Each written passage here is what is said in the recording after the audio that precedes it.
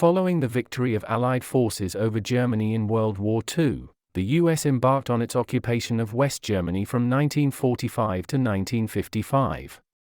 While US troops were mandated to instill democracy in a nation torn by fascism, the US military still upheld Jim Crow, leading to black GIs facing prejudice from their white counterparts.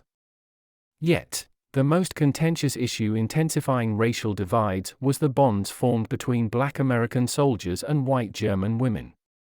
From these interracial relationships emerged roughly 5,000 biracial offspring, who faced ostracism due to their complexion.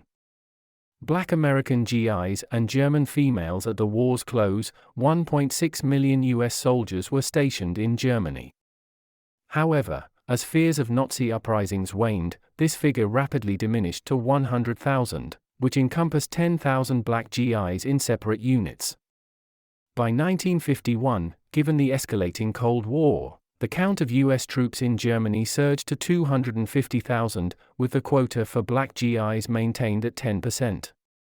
Despite residual Nazi ideologies endorsing white dominance, German locales predominantly accepted African American soldiers. They experienced liberties in bars and recreational centers that they were denied back home. This acceptance incited resentment among white GIs and provoked aggressive reactions from the military police. Maria Hohn, an academic at Vassar College and writer of GIs and Frauleins, the German-American encounter in 1950s West Germany, notes, when encountering a black GI alongside a white German female, these forces would often intervene violently, being aware such a union would be taboo back in states like Alabama or Mississippi. German ladies associating with black American GIs faced threats, derogatory comments, exclusion, and even denial of ration cards. Yet, against these odds, amorous ties were formed, leading to the birth of biracial offspring. In stark contrast to the children of white soldiers, estimated to be anywhere from 67,000 to more than 100,000, these biracial children stood out, disparagingly labeled as Mischlingskinder, a term denoting mixed-race kids. The emergence of brown babies. During an era when children born outside marriage were socially frowned upon, matrimony between black GIs and German women was nearly unattainable. Soldiers required approval from their superiors, and a black GI's plea to wed a pregnant German love often met with rejection, followed by relocation. Superiors and leading sergeants could abruptly halt these affairs by relocating soldiers or reassigning them to another command, Hohn explains. Daniel Cardwell, born in Marburg, Germany, recounts how his biological parents endured a similar challenge when seeking marriage. My dad kept getting shifted from one location to another, shares Cardwell, author of A Question of Color, A Brown Baby's Search for Identity in a Black and White World. Unaware to Cardwell's mother, his father was dispatched to Korea, where he passed away when Cardwell was just 4 months.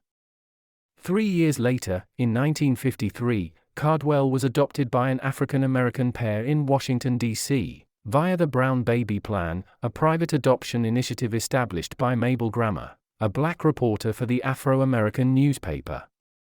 Upon discovering the orphanages housing biracial kids in Germany, Grammer, wife to a stationed warrant officer, took a stand. She showcased the children's pictures in the Afro-American, encouraging well-established black families to welcome these brown babies. As international adoption regulations shifted, Grammer navigated the red tape, facilitating proxy adoptions for African American families unable to visit Germany. To the gratitude of German authorities, concerned that mixed-race kids might struggle to assimilate and become societal issues, the adoptions got the green light. Scandinavian Airlines consented to transport these children to the U.S. During her spouse's tenure in Germany, between 1950 to 1954 and 1959 to 1965, Grammer coordinated the adoption of around 500 mixed-race children, taking in 12 herself. German mothers in dire straits also reached out to black military families in Germany. Shirley Gindler Price, who established the Black German Cultural Society, was adopted at 2 in 1955, in Ansbach, Germany, where her birth mother encountered her adoptive parents. Many of us aren't Grammar's adoptees, but it seems Grammar set the stage for numerous adoptions like ours, Gindler Price observes. Biracial offspring in Britain. Securing homes for the brown babies wasn't solely a challenge in Germany. In England, black soldiers encountered hurdles linked to interracial affairs.